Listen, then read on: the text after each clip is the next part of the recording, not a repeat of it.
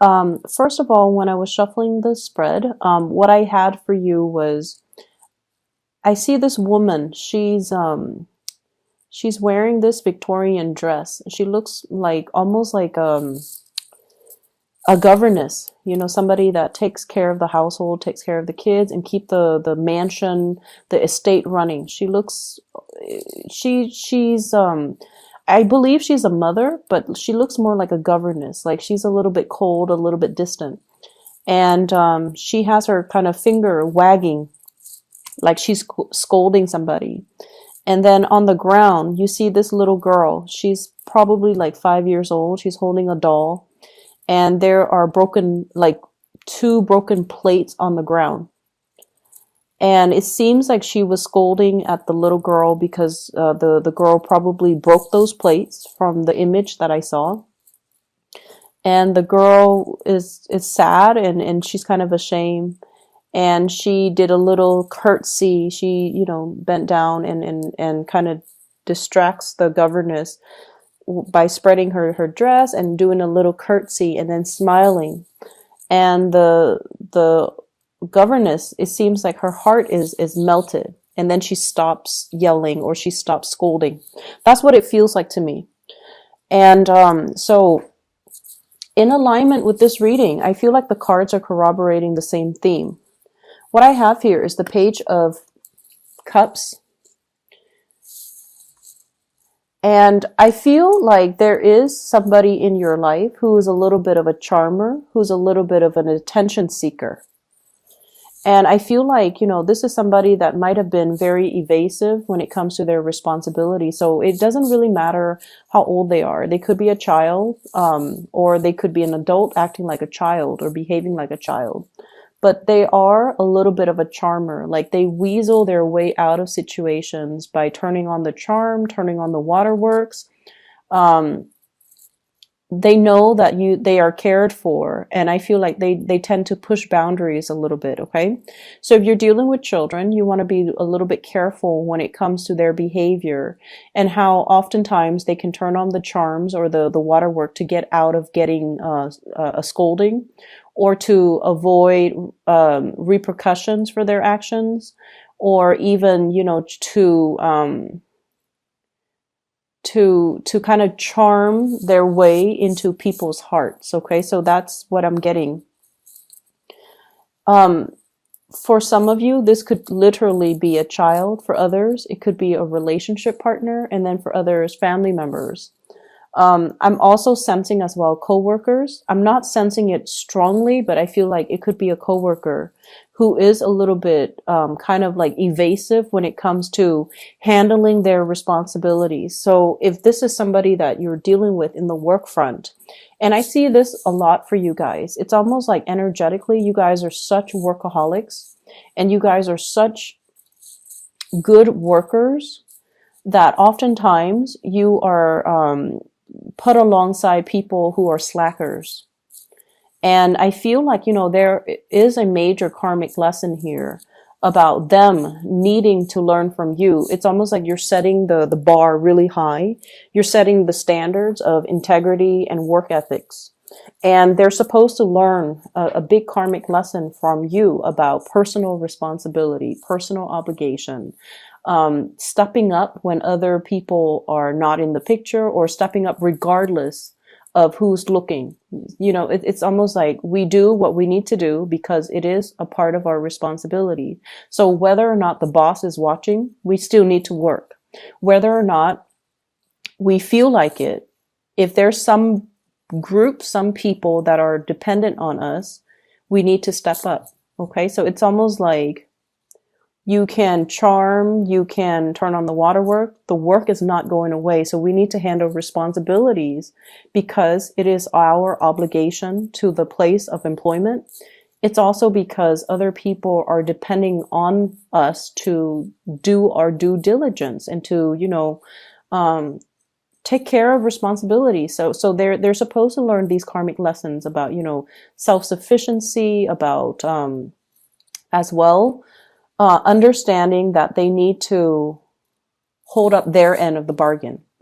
And a lot of the times, from what you're supposed to be learning from them as well is to learn to ease up a little bit, is to learn to, delegate responsibilities, and also to learn to set boundaries so that responsibilities are not dumped upon you, because these are opportunistic types of people.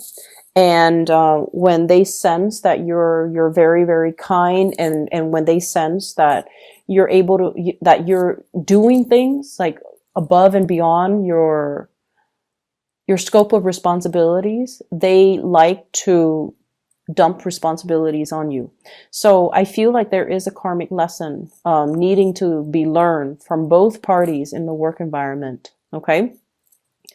I definitely feel there's something cracking. It's almost like the straw that broke the camel's back. And so this week, there is a lot of responsibilities that you have to take care of. And you are not in a position to take on more. You're in a position to learn to say no to other people, to learn a very direct way to say no to people, to draw very clear boundaries, and to also set people in their place. Okay. What I have here is the 10 of Wands. This is a lot of things that you have to take care of, a lot of loose ends to tie up, a lot of things that you're physically carrying around. And if you are kind of like trying to avoid people, I usually think of this as like, he's using those wands to cover his face, not wanting to see people, not wanting to confront people, conflict avoidance, trying to just avoid certain people. This is really a week for you to step into this power with the Ace of Swords. This is like saying what's on your mind and meaning it, and learning to say no to people, learning to cut people out. Okay. The man on the horse, he's a little bit shocked by this Ace of Swords. It's coming out in such a fast and swift and truthful manner that he didn't expect. So if you have been kind of like, the doormat, I feel like this is the week where it's like, enough's enough. I'm not going to be taking on other people's responsibilities. I'm already, stretched thin. I'm already wearing multiple hats. I'm already going above and beyond my scope of responsibilities, and it's not fair. So you're going to set the record straight, and you're going to preserve your time, which is very little and very precious to you, so that you can take care of the things that you need to take care of. Okay. I also see as well, there might be issues when it comes overall with like conflict within the family. What I have in this spread though, and I don't want you to fret, okay? I have a lot of love. I have a lot of communication and a lot of love. And so the people around you, they truly, truly, truly care about you. Even those coworkers that slack off, they care about you. They don't want any harm to fall on you, not only because you have your use value to them. I feel like they like you as a person. They're just opportunistic. They would do this to anybody. So it's not personal, right? And I also feel like the family members, relationship partner even. What I have here is the Ace of Cups. You have two aces, Ace of Swords and Ace of Cups. Communication needs to come from the heart. Okay. It's not about scolding. It's not about, chastising somebody for their wrongful behavior. It's about telling them, you have to be a little bit more responsible with those plates. Like you broke those plates because you were reckless when you were playing. So being a little bit more delicate and gentle and toning down the communication when you're interacting with people that you love. And especially if you're interacting with people, it's almost like the delivery, the tone, the attitude matters a lot. And you want to be cognizant of that. Because what I feel in this spread is there's a lot of love involved, but maybe the delivery of a message needs to be changed, needs to be softened up, needs to be thought out a little bit better. Okay. But what I do feel is, there's definitely some people weaseling their way out of dealing with ramifications of their actions. There are also people as well. This is sort of like conflict, not seeing eye to eye with people, but it's a very slight, minor type of conflict. And a lot of it has to do with control issues, wanting to control other people, wanting to control environments, wanting to control a situation. This could be coming through from your end or from another person's end. But there's an element of control and wanting to have like it's like my way or the highway, you know. It's almost like it's not so much about the broken plates because, you know, the image that I saw was a child. Children are going to be children. They're going to be a little bit reckless. They're going to be a little bit clumsy. And so after everything is said and done, the plates are already broken. The child's already ashamed. And so they don't need, you know, that further reprimand, I guess. Okay. So gauging a situation and picking your battles and knowing when to get involved and when to kind of withdraw. Okay. So that's what I'm sensing here. I feel like in relationships, there might be a little bit of conflict coming in. And I feel like it's ideological in nature. Ideological in nature. I have here a fire sign, a Sagittarius, an Aries, or a Leo. And I also have a Taurus person in the picture as well. So what I feel here is if you are in a relationship with any of those signs, there's definitely a lot of love, but I almost feel like ideological differences get in the way. And what we have to try to remember is just because someone doesn't see things the way that we see things, it should not. So if it's just on the ideological viewpoint, if someone doesn't see things the way that you see things, it shouldn't diminish, you know, your love for them or their love for you. If someone rejects your idea, they're rejecting your idea. They're not rejecting you. If someone doesn't do what you ask them to do, it has nothing to do with you. It has everything to do with them and where they're at and the way they see a situation. So ideological differences doesn't really diminish the love. It doesn't diminish or it doesn't undermine the love in the relationship. So seeing things from that perspective, I feel like is really going to help transform the way this relationship works for you. So we can agree to disagree. We don't always need to agree on all topics under the sun in order for us to work as a unit, in order for us to move forward, in order for us to, you know, be together. Okay. And that is with family. That is with love relationships. And I feel, more so with love relationships. So I almost feel like there is a major separation between your work life and your personal life, which is probably a good thing. But I almost feel like you have double standards when it comes to what you tolerate from people who are really close to you versus the really bad behaviors that you tolerate from people in your work environment. And I mean, you know, we do have to do what we need to do in order to survive. So we know that work pays the bills. And so when we come to work, we have to behave in a different manner. But I almost feel like this set of double standards, okay? It's like treating strangers with a lot of compassion, but treating your loved ones with a lot of like criticism. That's what it feels like to me. Because I have with this Ace of Swords is on top and the Ace of Cups is on the bottom. It's like being harsh with certain people and then extending love to other people. And you want to make sure that the people are deserving. Okay. You want to make sure that the people that are doing their due diligence, that are, you know, taking care of their responsibilities are the ones that should be getting the love and the support. Whereas the ones that have been reneging on their responsibilities, that, you know, leave things to the last minute, are the ones that should be getting chastised. So I feel like directing your energy towards the right people rather than directing your focus, directing your energy towards the right people rather than penting up your energy and your anger and then having it come out directed towards the wrong people, the ones that don't deserve it, the ones that are just like on the sidelines, and the ones that have nothing to do with the root of the problem. Okay, so this is a week for us to kind of reassess where we have been too harsh and where we are giving our energy. And especially if we're giving our energy to people that are charming and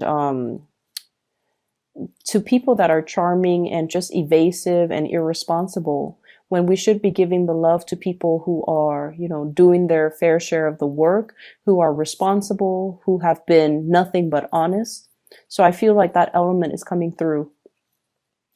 You might be called in to mediate situations as well. And I feel like there might be, I'm seeing like an interview panel. It's like they're deciding on the next candidates, and somebody might call out sick and you might be kind of like interim. You might be called in to fill that position on a panel where you are assessing people's work potential. You're assessing people's skills. You are assessing people's work history. So I don't know if you're on a panel to do that. So like I said, somebody might call out sick. You might be a filler. Or if you do this on a regular basis, I feel like there will be a lot of good candidates. Okay, so be careful about those charming ones. Be careful about the ones that are, super articulate. But when it comes to their work history, and you want to make sure you follow up and call their references. Okay, and asking the right questions. So I definitely feel like it's going to be a very busy week. There's lots to do and lots to take care of. And you need to keep your kind of like your mind razor sharp and pick your battle so that you're not stretched too thin. I'm seeing as well, I honestly feel many of you have a lot of support from the people in your work environment, especially the higher ups. Okay. I mentioned this with Libras as well, but I also feel it coming through from you. With Libras, it seems like they're getting a lot of assistance. And I feel like with you, you don't reach out. You never reach out when you have, when you need assistance. You are very stoic. And this is like earth sign. This is typical earth sign energy. You, Taurus, Capricorn, you guys are very stoic. You guys are self-sufficient, and you pride yourself, especially you and the Capricorn. You pride yourself on being self-sufficient, on being able to do things on your own. And you work best actually when you're on your own, when you're left to your own devices, because you know what needs to be done. And so the whole process regarding teamwork, group effort, all of those things are nice in theory, but in real life, they hinder progress. In real life, if you're left to your own devices, that's when magic happens. And so you might be shying away from group work. You might be shying away from, working together with other people, because everyone's going to have their own agenda, and everyone is not on the same page when it comes to their reliability, and everyone's not on the same page when it comes to their ability to take care of things. So I feel like, group work is just like the bane of your existence. I'm also sensing as well, I'm also feeling as well, and this is, relationships. For those of you who have recently broken off a relationship, and especially if children are involved, like a separation, a divorce, or something like that, I feel almost like a coming together in the relationship for the sake of the kids, wanting to resolve things or wanting to stay together, wanting to give it one last try, or wanting to, make amends and repair these rifts, because there's a lot of love. There's definitely a lot of love. And there's definitely, the element of children involved as well, because you want to keep the environment stable and just you think it's going to be good for the kids. Make sure all parties are on board, and make sure that, it's almost like you should do it for the kids, but at the same time, if this is a cyclical merry-go-round, if you know that, you're going to get into heated arguments with your partner, it's best not to keep that energy around the children. Okay. Learning to air out the dirty laundry, learning to air out these things behind closed doors, I feel is the best strategy. Okay. So you might be dealing with somebody who's very explosive. Like when they're upset, they need everybody to know that they're upset. They're kind of like a little bit like dramatic. Okay. And I feel like keeping that energy a little bit tame, or having that conversation with your partner so that you can have these, so that you can remove the children away from the conflict, or you can, air out your differences behind closed doors. I feel like that's the more adult thing to do.